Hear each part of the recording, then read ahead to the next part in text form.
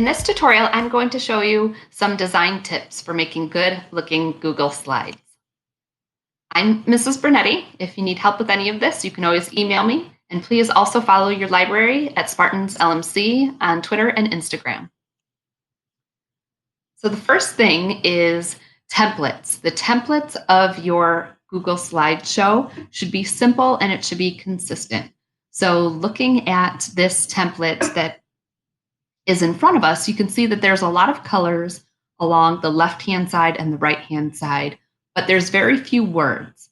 So there's 4 words on this page, and the majority of your information should come from your speaking portion of the presentation. It shouldn't come from writing all of the words on the page. So you want your templates to just kind of be this attractive looking backdrop for what it is that you're speaking about and elaborating on.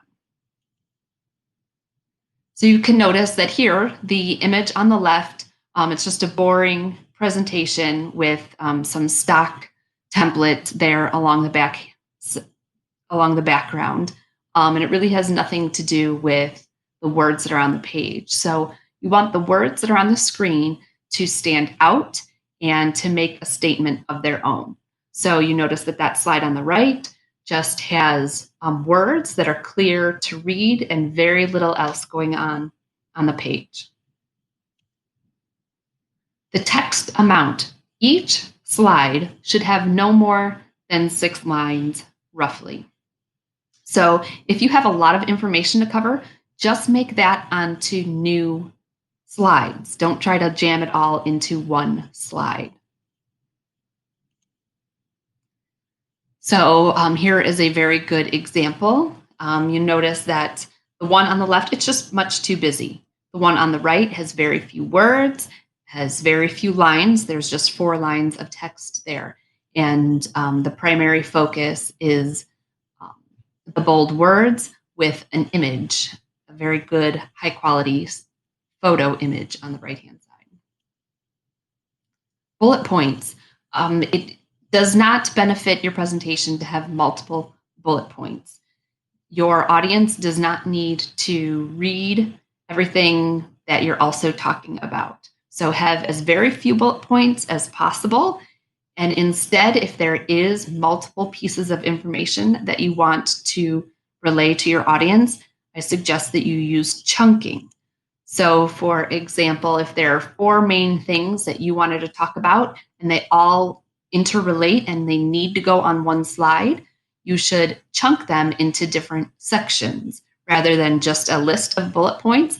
It makes much more sense to put them into either like boxes, kind of like the example on the right did. So it has 4 boxes, or maybe even into a circle, or use some sort of graphic organizer, like a diagram or a circle with arrows pointing to the different topics that you want to talk about. Okay, sans serif fonts. I'll show you this. So the image on the left, the slide on the left is a serif font. Do you see how there is, almost like a little tail or edge on the tops and the ends of each of those letters? When someone is reading, especially from a distance, so if you're doing a presentation, the people in the back of the room, the little tails on the ends of those words kind of make the words all kind of bleed together. It's not very clear and crisp. So the image on the right is more of like an Arial font or a Roboto font that uses no serif. So it's nice and clear and crisp. Okay, emphasis. You can use color and size of words appropriately to bring emphasis to your information. So like, for example, that slide on the left, your eyes kind of tend to go towards the red.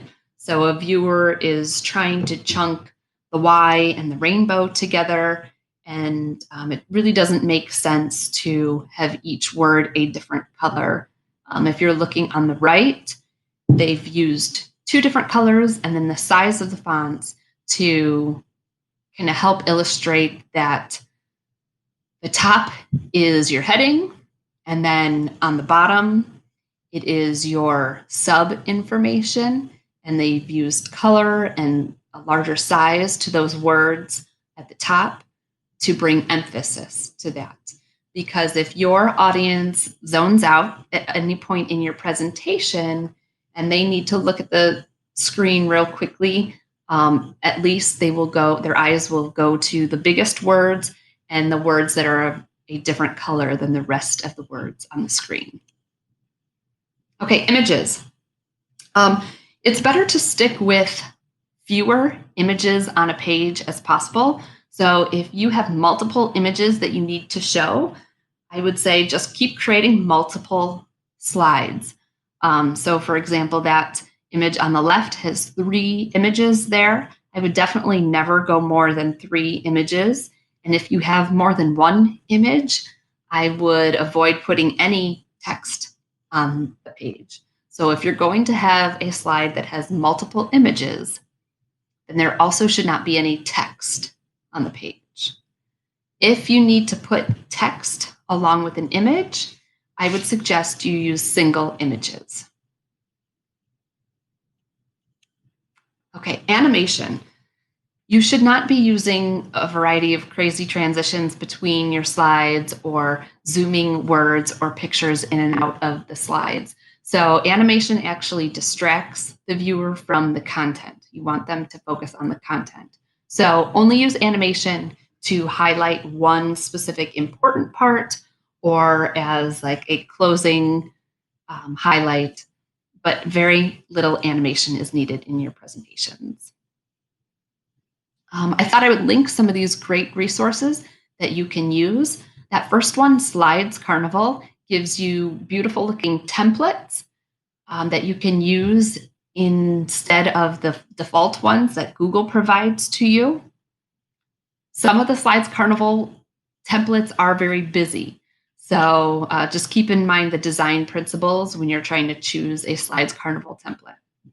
Giphy is a place that you can download GIF stickers to add to your presentation that will give your presentation just a tiny bit of animation. If you're going to use animation, use it as maybe an intro or an exit for an attention getter or a way to conclude your presentation.